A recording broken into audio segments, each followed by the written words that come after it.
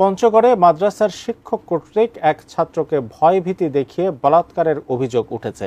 পরে সেই ঘটনা ধামাচাপা দিতে রাতের আঁধারে মীমাংসার চেষ্টা করেন স্থানীয় মাতব্বররা। এমন একটি ভিডিও শনিবার সামাজিক যোগাযোগ মাধ্যমে ভাইরাল হওয়ার পর তা নিয়ে এলাকায় তোলপাড় শুরু হয়েছে।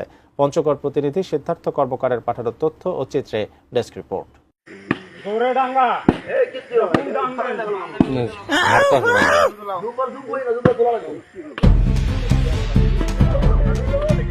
এবার ছাত্রকে বলাৎকারের অভিযোগ উঠেছে এক মাদ্রাসা শিক্ষকের বিরুদ্ধে।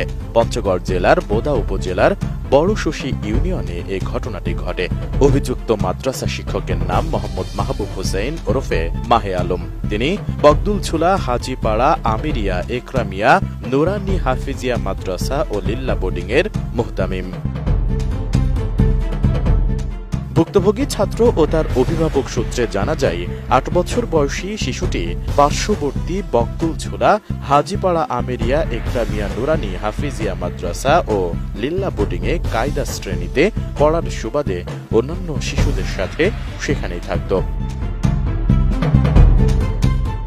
একই ঘরে রাতে শিশুরা মেঝেতে আর শিক্ষক ঘরের একদিকে কালো কাপড়ের পর্দা বেষ্টিত খাটে ঘুমাতেন। গত কোরবানি ঈদের আগে 2 জুন রাতে অন্যান্য দিনের মতো শিশুরা যখন ঘুমানোর প্রস্তুতি নিচ্ছিল, তখন অভিযুক্ত মাহে আলম শিশুটিকে কালো পর্দা বেষ্টিত বিছানায় ডেকে শিশুটির সাথে বিকৃত যৌনাচারে লিপ্ত হয়। কাউকে বললে তাকে মেরে ফেলার ভয়ও দেখান হুজুর।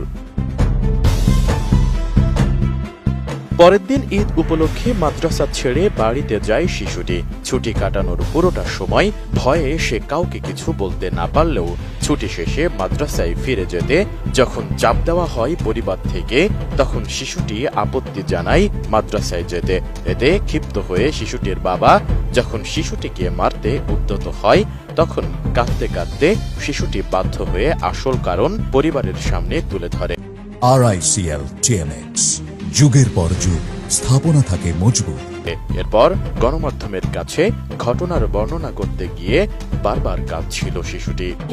ডাস্টবিনের ভিতরে লেসু ফেলাইছি, তো ওগুলা ফেলাই দিতে গেছি, ফেলাই টেলা দিয়ে ঘরে শুনতে গেছি। ডাস্টবিনটা ওখানে থুয়েছি, খারাপ করছি।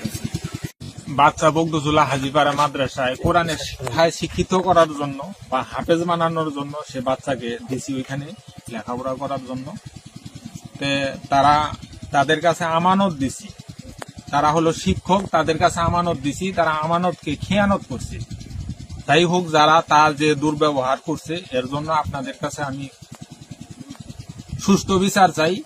এরকম ঘটনা যেন আমার বাচ্চার সাথে তারা করছে, যেন আর কারোর মায়ের সন্তানের সঙ্গে যারা এই ধরনের ব্যবহার তারা না করতে পারে, এই জন্য আপনাদের কাছে আমি সুষ্ঠু বিচার চাই, এর বিচার চাই।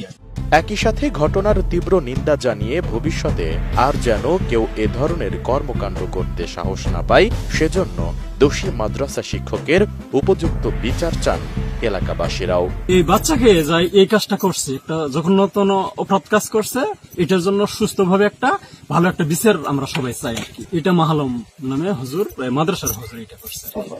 মাদ্রাসা পড়ে ছেলেরা, মাদ্রাসার শিক্ষক হুজুর, আমরা তার এই কুঘটন ঘটানোর জন্য ন্যায্য বিচার চাই।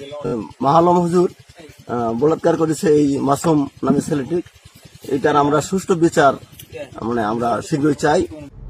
মাদ্রাসায় গিয়ে অভিযুক্ত শিক্ষককে না পেয়ে তার সহকর্মী শিক্ষক এ বিষয়ে কিছু জানেন কিনা জানতে চাইলে ঘটনাটি ভুয়া বলে উড়িয়ে দিতে চাইলেও অসামঞ্জস্য ছিল তার আচরণে। আমাদেরকে নিয়ে যে ফাঁসানো হচ্ছে এগুলো কোনো কিছু না, এগুলো সব ষড়যন্ত্র চলতেছে আমাদের উপরে, এগুলো সবকিছু ভুয়া। এই যে আমাদের নামে যে মিথ্যা কথাগুলো বলতেছে, আপনাদেরকে হয়তো বা জানাইছে, এগুলো সবকিছু ভুয়া। আমি অত কিছু জানি না, অত কিছু। ঘটনার দিন আপনি ওনার পাশে ছিলেন না? তাহলে আপনি কিভাবে বলতেছেন যে এটা মিথ্যা? যে এটা মিথ্যা, এগুলো কোনো ষড়যন্ত্র চলতেছে। মুসলমান হিসেবে ভাই আমাদের হিসেবে মাফ করে দেওয়া হয়েছে। এদিকে বহু কষ্টে অভিযুক্ত মাদ্রাসা শিক্ষক মাহবুব হোসেন ওরফে মাহে আলমের কাছে জানতে চাইলে তিনি নিজেকে নির্দোষ ও চক্রান্তের শিকার বলে উল্লেখ করেন।